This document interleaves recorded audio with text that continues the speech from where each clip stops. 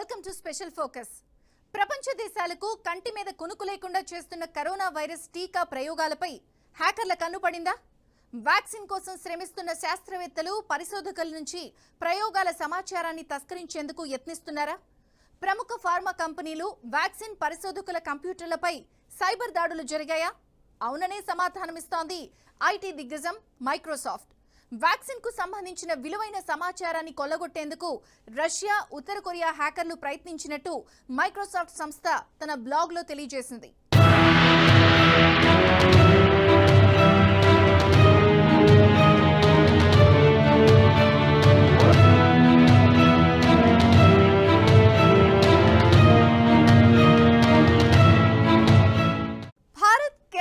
దక్షిణ Korea, America, France దేశాల్లో జరిగే కరోనా వ్యాక్సిన్ ప్రయోగాలపై హ్యాకర్లు కన్నేశారు. పలు ఫార్మా కంపెనీలు, పరిశోధకుల కంప్యూటర్లు, ఫోన్లపై దాడులకు పాల్పడ్డారు. ఈ దాడిలో ఎంతమంది హ్యాకర్లు పాల్గొన్నారు అనేది తెలియలేదు. Russia military intelligence, fancy bear, ఉత్తర కొరియాకు చెందిన లజారస్ గ్రూప్ వంటి సంస్థలు హ్యాకింగ్ కు యత్నించినట్లు మైక్రోసాఫ్ట్ వెల్లడించింది.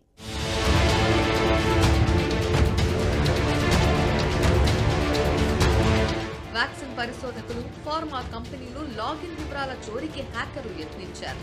హ్యాకర్ల దాడికి యత్నించిన టీకా ప్రయోగ సంస్థలు గుర్తించినట్టు మైక్రోసాఫ్ట్ తెలిపింది. అయితే వాటి పేర్లను వెల్లడించేందుకు నిరాకరించింది. ఈ రకమైన సైబర్ దాడులు అంగీకారయోగ్యం కాదని, వీటిని ప్రపంచం ముక్తకంఠంతో ఖండించాలని Microsoft customer security and trust chief Tom భట్ చెప్పారు.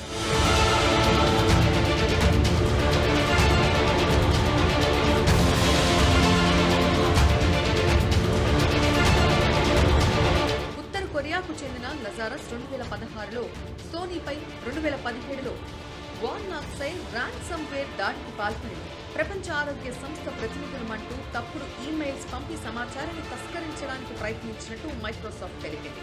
కరోనా వైరస్ వ్యాక్సిన్ పరిశోధన, సమాచారం చోరీకి సైబర్ నేరగాళ్లు ప్రయత్నిస్తున్నారని అమెరికా హోంల్యాండ్ సెక్యూరిటీ, FBI ఈ ఏడాది ఆరంభంలో హెచ్చరించిన విషయం తెలిసిందే.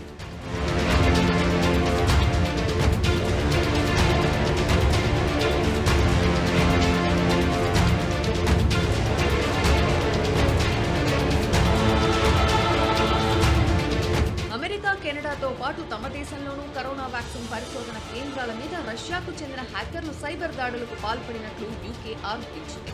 ప్రభుత్వ, దౌత్య విభాగం, మేధావులు, ఆరోగ్య రంగానికి చెందిన విభాగాల్లో మేధోపరమైన సమాచారాన్ని తస్కరించేందుకు రష్యా ఇంటెలిజెన్స్ విభాగానికి అనుబంధంగా పనిచేస్తున్న కోజీబేర్ APT29 యత్నించినట్టు UK వెల్లడించింది.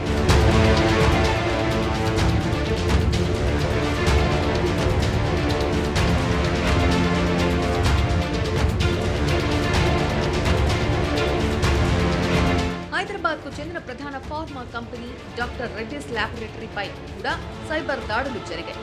కంపెనీకి చెందిన డేటా సర్వర్లోకి అక్రమంగా సైబర్ నేరగాళ్లు ప్రవేశించినట్లు తెలిసింది. సైబర్ దాడులు జరగడంతో డాక్టర్ రెడ్డిస్ ల్యాబ్ అప్రమత్తమైంది. భారత్, బ్రెజిల్, రష్యా, బ్రిటన్, అమెరికాలోని ప్లాంట్లో కంపెనీ తాత్కాలికంగా ఉత్పత్తిని నిలిపివేసింది.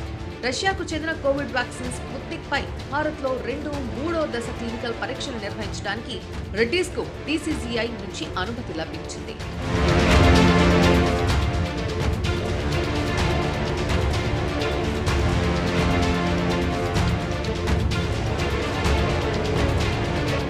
ఐటీ నెట్వర్క్ పై రెడ్డిస్ ల్యాబ్స్ కంపెనీ సమీక్ష నిర్వహిస్తోంది. సైబర్ దాడి ఎలా జరిగిందో తెలుసుకునే ప్రయత్నం చేస్తోంది. దాడి జరిగిన నేపథ్యంలో డేటా సెంటర్ కార్యకలాపాలను వేరువేరుగా నిర్వహిస్తున్నట్లు doctor Reddy's chief information technology officer Mukesh Rathi తెలిపారు. మరిన్ని దాడులు జరగకుండా తగిన చర్యలు తీసుకున్నామన్నారు. సైబర్ దాడితో కంపెనీ కార్యకలాపాలు, ఉత్పత్తిపై ఎటువంటి ప్రధాన ప్రతికూల ప్రభావం ఉండదని రాఠీ తెలిపారు.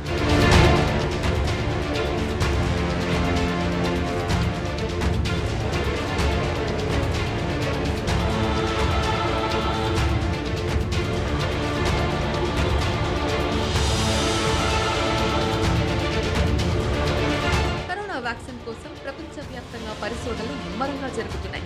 మరోవైపు పలు కంపెనీల వ్యాక్సిన్ తుది దశ ప్రయోగాలను పూర్తి చేసుకుని విడుదలకు సిద్ధంగా ఉన్నాయి. ఈ నేపథ్యంలో హ్యాకర్ల కన్ను కరోనా వ్యాక్సిన్ ప్రయోగాలపై పడడంతో పలు ఫార్మా కంపెనీలు, వ్యాక్సిన్ పరిశోధకులు ఆందోళన వ్యక్తం చేస్తున్నారు. మరోవైపు అహోరాత్రులు శ్రమించి కోట్లాది రూపాయలు వెచ్చించి రూపొందిస్తున్న వ్యాక్సిన్ ను అప్పనంగా కొట్టేయాలనే హ్యాకర్ల దాడిని సమర్థవంతంగా ఎదుర్కొనేందుకు ఫార్మా కంపెనీలు సన్నద్ధమవుతున్నాయి.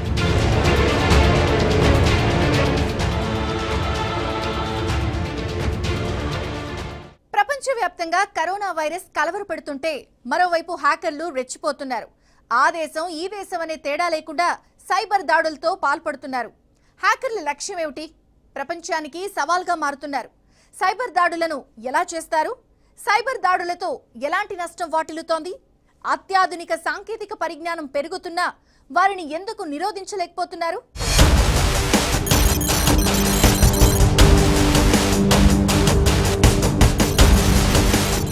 హ్యాకింగ్ ఇప్పుడు కంప్యూటర్, మొబైల్, ట్యాబ్ యూజర్లకు ప్రధానమైన సమస్య. మామూలు భాషలో చెప్పాలంటే హ్యాకింగ్ అంటే హైజాకింగ్ చేయడం లాంటిదే. మన అనుమతి లేకుండా మన సిస్టంలోకి చొచ్చుకువచ్చి అనైతికమైన పనులను చేయడమే హ్యాకింగ్. ఏటా కొన్ని వేల కంప్యూటర్లు, వెబ్సైట్లు హ్యాకింగ్ బారిన పడుతున్నాయి. ఒకసారి సిస్టమ్ను హ్యాక్ చేశాక అందులోని డేటాకి ఎలాంటి హాని చేయకుండా మనకు సురక్షితంగా అప్పగించడానికి హ్యాకర్లు డబ్బు డిమాండ్ చేసే అవకాశం కూడా ఉంది. సాధారణంగా హ్యాకర్లు ముందుగా ఒక కంప్యూటర్ నెట్వర్క్ ను టార్గెట్ చేసుకుని పని మొదలు పెడతారు. కాలి లైనెక్స్, విఎం ప్లేయర్, రాస్పెర్రీ పై లాంటి హ్యాకింగ్ టూల్స్ సహాయంతో ఆయా కంప్యూటర్ నెట్వర్క్లోకి ప్రవేశించడంపై హ్యాకర్లు ప్రణాళిక రూపొందించుకుంటారు. ఆ నెట్వర్క్ కు సంబంధించిన సెక్యూరిటీ సిస్టంలో ఏవైనా లోపాలు ఉన్నాయేమో కూడా హ్యాకర్లు చూస్తారు.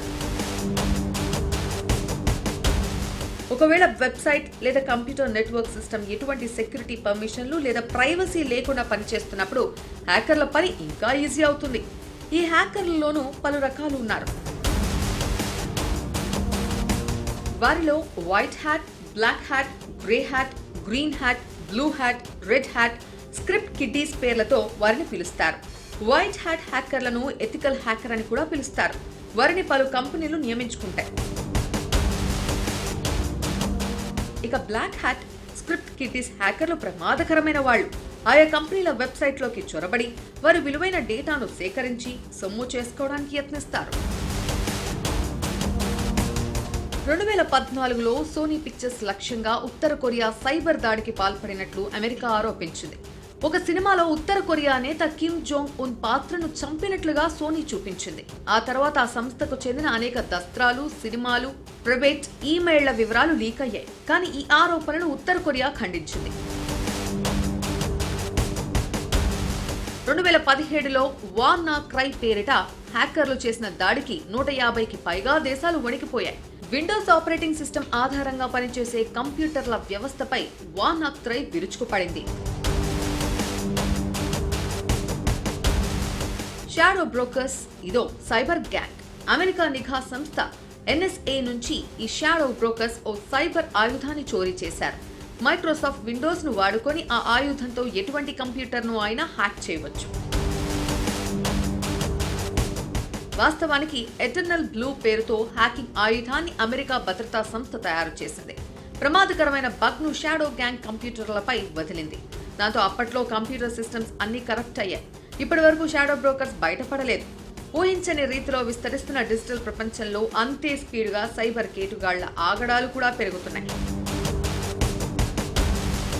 ప్రపంచవ్యాప్తంగా పలు దేశాల ప్రభుత్వాలు సైబర్ దాడుల విషయంలో పటిష్టమైన చర్యలు తీసుకుంటున్నా హ్యాకర్లు మాత్రం వెనక్కి తగ్గడం లేదు. నిత్యం ఆన్లైన్ నేరాలు పెరిగిపోతున్నాయి. ఒక 2018లో సైబర్ దాడులతో ప్రపంచవ్యాప్తంగా 32,000 కోట్లకు పైగా నష్టం వాటిల్లినట్టు అంచనా. దశాబ్దం కాలంగా స్క్రీన్లపై సంచలనం సృష్టిస్తున్న అత్యంత popular television show game of Thrones, దీనిపై కూడా హ్యాకర్లు దాడికి పాల్పడ్డారు.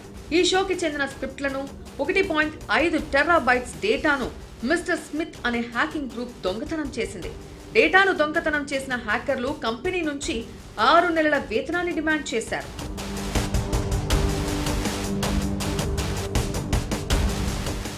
జొమాటో భారత్లోని అతిపెద్ద రెస్టారెంట్ అగ్రిగేటర్లలో ఒకటి. ఈ సంస్థ భారీ హ్యాకింగ్ కు గురైంది. ఈ సంస్థకు చెందిన 170 లక్షలకు పైగా యూజర్ల అకౌంట్ల సమాచారాన్ని హ్యాకర్లు డార్క్ వెబ్ లో విక్రయించారు. ఈ డేటాబేస్ లో రిజిస్టర్డ్ జొమాటో యూజర్ల ఈమెయిల్స్, పాస్వర్డ్లు ఉన్నాయి. దొంగలించిన డేటా జొమాటోకి చెందినదేనని నిరూపించడానికి నమూనా డేటాను కూడా ఆ విక్రయదారుడు షేర్ చేశాడు. దీంతో జొమాటో భద్రతా వైఫల్యాలతో తీవ్ర సతమతమైంది. ప్రపంచంలో సైబర్ దాడులకు గురవుతున్న దేశాల్లో అమెరికా మొదటి స్థానంలో, భారత్ రెండో స్థానంలో ఉన్నట్టు డేటా సెక్యూరిటీ కౌన్సిల్ నివేదిక వెల్లడిస్తోంది. అత్యధికంగా ఐటీ కంపెనీలు, బ్యాంకింగ్, ఆర్థిక సంస్థలతో పాటు పౌరుల వ్యక్తిగత డేటా కూడా తస్కరణకు గురవుతున్నట్లు ఆ నివేదిక చెబుతోంది. 2019 ఫిబ్రవరిలో లక్షలాది మంది ఆధార్ డేటా ఆధారంగా వారి వ్యక్తిగత సమాచారాన్ని తస్కరించినట్టు తెలిపింది. 2019లో అక్టోబర్ నాటికి దేశంలో 3.13 లక్షల సైబర్ నేరాలు జరిగినట్టు ఆ నివేదిక వెల్లడించడం గమనార్హం.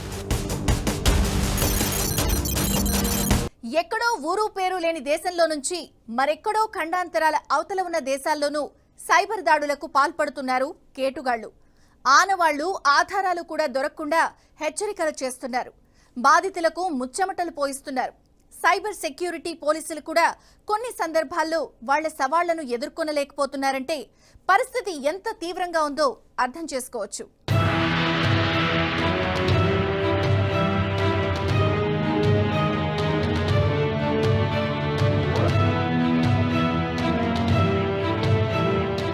రష్యాకే పరిమితమైన భయంకరమైన ఏటీఎం మాల్వేర్ అటాక్ ఇప్పుడు ఆ దేశం హద్దులు దాటింది. మన దేశంలోనూ ముంబైలో ఈ తరహా సైబర్ దాడి బ్యాంకులకు సవాల్గా నిలిచింది. ఓ ల్యాప్టాప్తో ఏటీఎంను అనుసంధానించి జాక్పాట్, హనీపాట్ వంటి మాల్వేర్లను ఇన్స్టాల్ చేయడం ద్వారా ఏ రకమైన కార్డ్ ఇన్సర్ట్ చేయకుండానే ఆ ఏటీఎంలో ఉన్న డబ్బులన్నీ బయటకు వచ్చేస్తాయి. ఈ తరహా అటాక్స్ జరగగానే ఏటీఎంలను మూసేశారు. భారత్తో పాటు యూరోపియన్ దేశాల్లోనూ ఈ దాడులు జరిగినట్లు నివేదికలు చెబుతున్నాయి.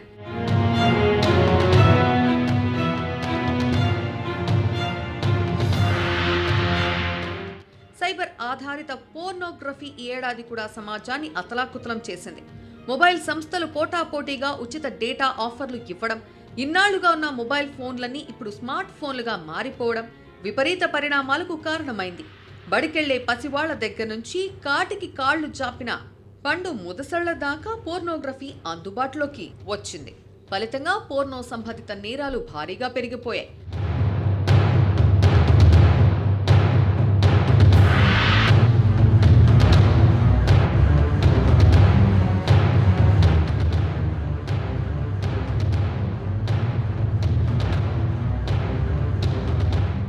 ప్రపంచవ్యాప్తంగా malware, ransomware attacks corporate IT సంస్థలను భయాందోళనకు గురి చేస్తున్నాయి. ప్రధానంగా ఐటీ కంపెనీలు సైబర్ సెక్యూరిటీ మీద ఎక్కువగా దృష్టి సారించాల్సి వస్తోంది. ఇంతకాలం డేటా, బిజినెస్ మీదే ఫోకస్ చేసిన బడా సంస్థలు ఇప్పుడు సైబర్ సెక్యూరిటీ కోసం ప్రత్యేకంగా నిధులు కేటాయించాల్సిన పరిస్థితి అనివార్యంగా మారింది. వాస్తవానికి 2017లో అటాక్ చేసిన వానాక్రై ర్యాన్సమ్వేర్ ఈ పరిణామాలకు కారణమైతే 2018లోనూ ఇది కొనసాగింది.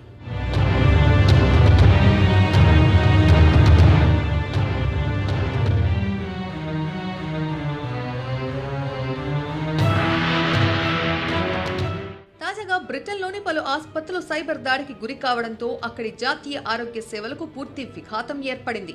ఇది క్రమక్రమంగా సదరు దేశీయ ఐటీ వ్యవస్థను ఒక్కసారిగా గందరగోళానికి గురయ్యేలా చేయడం గమనార్హం. కాగా వానాక్రై ర్యాన్సమ్వేర్ ద్వారా సదరు దుండగులు హ్యాక్ చేసినట్లు కాస్పర్ స్కై ల్యాబ్ పేర్కొంది. బ్రిటన్ మొదలు ఈ సైబర్ రక్కసి దాడులు క్రమక్రమంగా దాదాపు 100 దేశాలకు పాకడం విస్మయానికి గురి చేస్తోంది.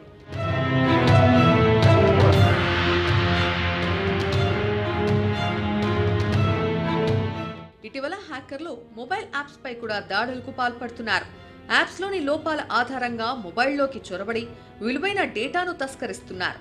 ప్రస్తుతం ప్రజలు అతిగా వినియోగిస్తున్న వాట్సాప్, ఫేస్బుక్, జూమ్ వంటి యాప్లు హ్యాక్ అవుతున్నాయి. జూమ్ యాప్ లో మీటింగ్ లో ఉన్నప్పుడు సడన్ గా పోర్న్ వీడియో ప్రత్యక్షమవడంతో ఉదాసులయ్యారు.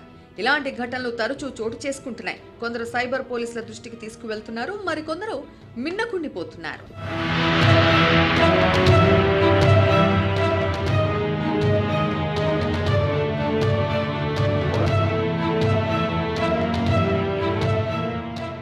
ప్రపంచాన్ని వణికిస్తున్న సైబర్ కేటుగాళ్ల దాడులను ఎదుర్కోవడం ఎలా? ఎలాంటి పద్ధతులను అవలంబించాలి? యాంటీవైరస్, యాంటీ మాల్వేర్ సాఫ్ట్వేర్లు తప్పనిసరా? నిపుణులు ఏం చెప్తున్నారు?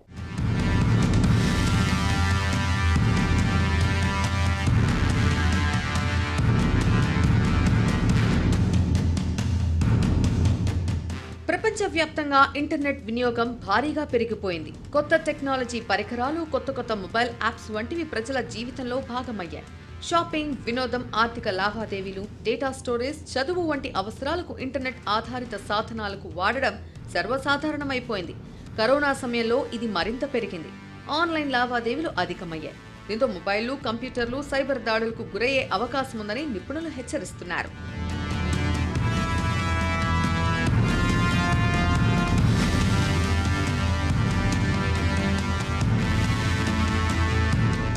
సైబర్ దాడుల్లో డబ్బు కోల్పోవడం, డేటా చోరీ వంటివి జరిగే అవకాశం ఉంది.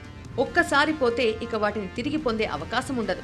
ఇటీవల పెరుగుతున్న సైబర్ దాడులతో స్మార్ట్ పరికరాలు, డేటాను కాపాడుకోవడానికి పలువురు సిద్ధమవుతున్నారు. అందుకు పలువురు స్వయంగా సైబర్ జ్ఞానాన్ని పెంపొందించుకుంటున్నారు. ఎలాంటి సైబర్ దాడులను ఎలా ఎదుర్కోవాలి, ఎలాంటి ముందు జాగ్రత్తలు తీసుకోవాలి వంటివి తెలుసుకుంటున్నారు.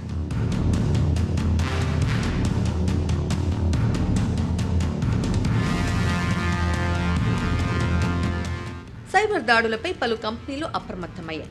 ఇందులో భాగంగా కంప్యూటర్లను వినియోగించే ఉద్యోగులకు సైబర్ భద్రతపై శిక్షణ ఇస్తున్నాయి. మెయిల్వేర్ ఉండే సైట్లను ఓపెన్ చేయకుండా కట్టడి చేస్తున్నాయి. అంతేకాకుండా ఇంటర్నెట్ కనెక్షన్ కోసం ఫైర్ వాల్ను ఏర్పాటు చేసుకుంటున్నాయి.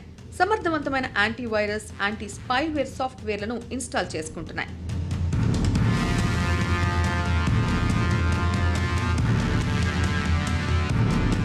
Fire wall, anti spyware, anti వైరస్లు ఉన్నా సైబర్ దాడులు జరిగే అవకాశం ఉందని నిపుణులు హెచ్చరిస్తున్నారు. కంపెనీలు ముందస్తు ప్రణాళికలను సిద్ధం చేసుకోవాలని సూచిస్తున్నారు.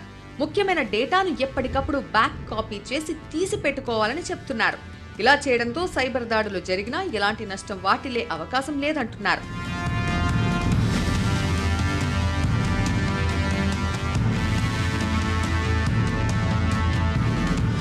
ఇక మొబైల్లో వాడే యాప్స్ కు సంబంధించి పాస్వర్డ్లు క్రమం తప్పకుండా మార్చుకోవాలని సైబర్ నిపుణులు చెబుతున్నారు.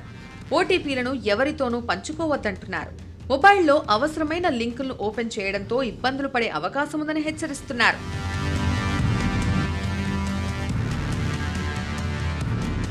కొన్నిసార్లు హ్యాకర్లు ఆయా లింకుల ద్వారా మొబైల్ లేదా కంప్యూటర్లను తమ స్వాధీనంలోకి తీసుకోవడానికి బగ్లను పంపే అవకాశం ఉంటుందని చెబుతున్నారు.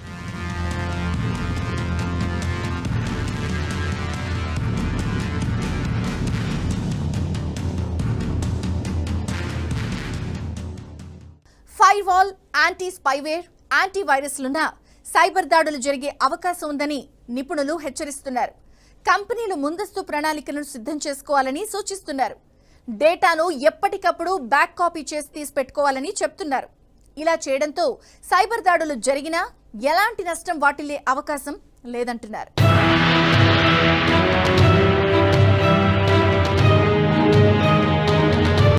ఇది ఇవాల్టి స్పెషల్ ఫోకస్.